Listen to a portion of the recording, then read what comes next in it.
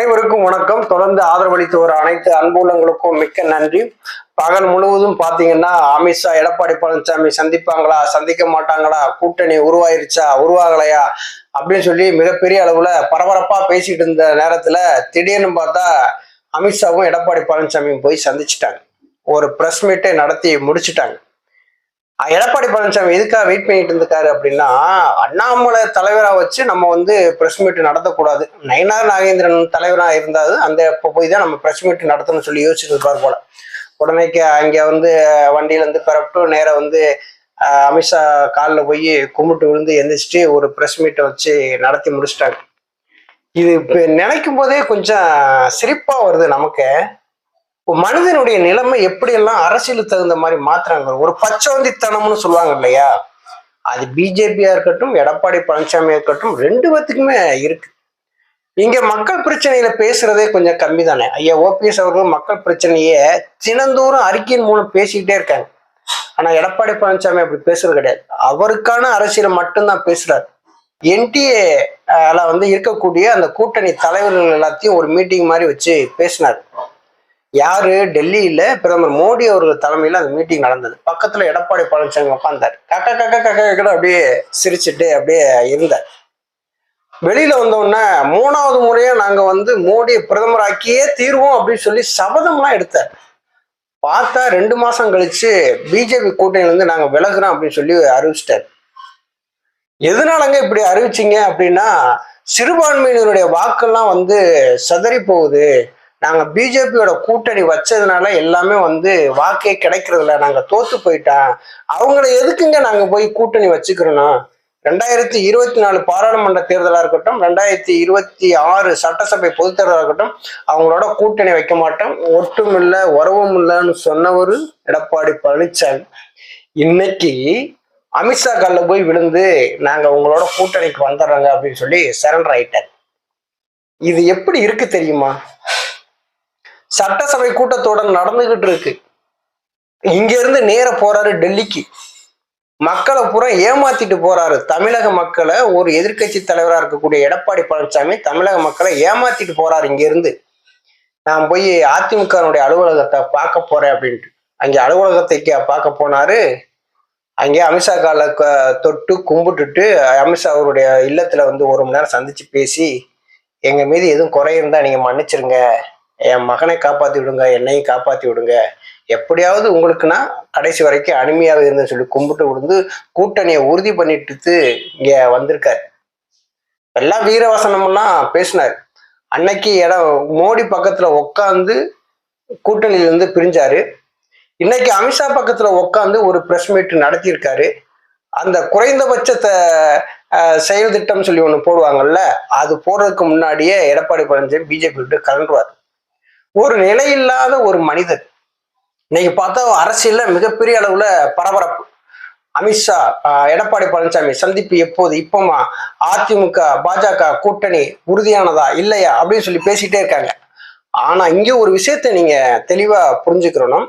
அமித்ஷா கிட்ட வந்து கேள்வியில் வந்து கேட்கிறாங்க, அதிமுகவுல ஓபிஎஸ் டிடிவி தினகரன்லாம் விலகி இருக்கிறாங்களே, அவங்களை வந்து ஒருங்கிணைச்சு போற மாதிரி ஒரு எண்ணம் இருக்கு அப்படிங்கிறது, நாங்க உட்கட்சி விவகாரங்கள்ல தலையிட மாட்டோம் அப்படின்னு வந்து சொல்றாரு. உட்கட்சி விவகாரங்கள்ல தலையிடாத ஆட்கள பிஜேபிக்காரவங்க சொல்லுங்க. அன்னைக்கு ஈரோடு கிழக்கு இடைத்தேர்தல்ல ஐயா ஓபிஎஸ் அவர்கள் அந்த வேட்பாளரை வாபஸ் வாங்கினார். அதனால எடப்பாடி பழனிசாமி இரட்டை இலச்சினம் கொடுத்துமே அந்த இரட்டை இலச்சினத்துல நின்றவரையே வந்து 10 ரவுண்டுக்கு மேல போக வேண்டியதா இருந்துச்சு டெபாசிட் வாங்குறதுக்கு. அன்னைக்கு இதே அண்ணாமலை தான் ஐயா ஓபிஎஸ் அவர்கள் வந்து பேச்சுவார்த்தை நடத்தினாரு. அண்ணே, நமக்கு புதிய எதிரி திமுக தான், நீங்க இப்படிலாம் உள்கட்சி வாரங்களை அப்புறம் பாத்துக்கலாம்னு சொல்லி அன்னைக்கு ஐயா ஓபிஎஸ் அவர்கள் விட்டு கொடுத்ததுனால எடப்பாடி பழனிசாமி அன்னைக்கு இரட்டை இலச்சினத்துல அவர் வந்து தென்னரசுங்கிறவர் நின்றார். இப்போ கூசாம ஒரு பொய்ய சொல்றாரு பாருங்களேன். அமித்ஷா கிட்ட செய்தியாளர்கள் வந்து கேட்கிறாங்க, ஏற்கனவே வந்து மாநில தலைமை சரியில்லைன்னு சொல்லிதான் பிஜேபி கூட்டணி வந்து விலகி வந்தாங்க, இப்போ வந்து நீங்க கூட்டணி வைக்கிறீங்களா அப்படின்னு சொல்லி கேட்டதுக்கு, அதெல்லாம் வந்து ஒண்ணுமே கிடையாதுங்க அப்படின்னு சொல்லி கடந்து போயிட்டாரு. அந்த இதுக்கு எந்த விதமான இதுவுமே சொல்லாம போயிட்டாரு. ஆனா இந்த கூட்டணி பாத்தீங்கன்னா முழுக்க முழுக்க பொருந்தாத கூட்டணி. எடப்பாடி பழனிசாமியோட யாரு கூட்டணி வச்சாலும் பொருந்தாத கூட்டணி தான். இதுல வேற என்ன சொல்றாரு, கூட்டணி ஆட்சி தான் நடக்கும் சொல்றாரு.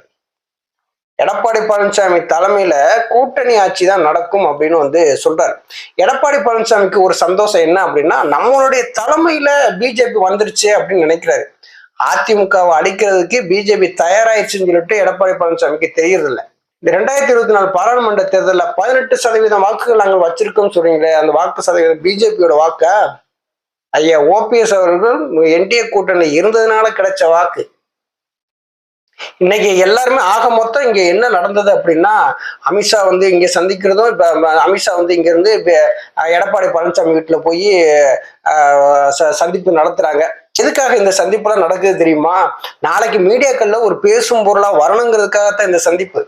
புரட்சி தலைவி அம்மா அவர்கள் வந்து இருக்கும்போது மோடி அவர்களே வந்து நேரடியாக வீட்டுக்கு வந்தாங்க, கூட்டணி கட்சி தலைலாம் வந்தாங்க. அதே மாதிரி இது அமித்ஷாவும் வந்து எங்க வீட்டுக்கு வந்தாங்க. பாத்தீங்களா, ஒரு ஒரு மத்திய அமைச்சர் வந்து கூட்டணிக்காக பொதுச்சார வீட்டுக்கு வந்துட்டாங்கன்னு சொல்லி இதை ஒரு நீச பெருசா கொண்டு போறதுக்காக இந்த மாதிரியான வேலையெல்லாம் வந்து நடக்குது.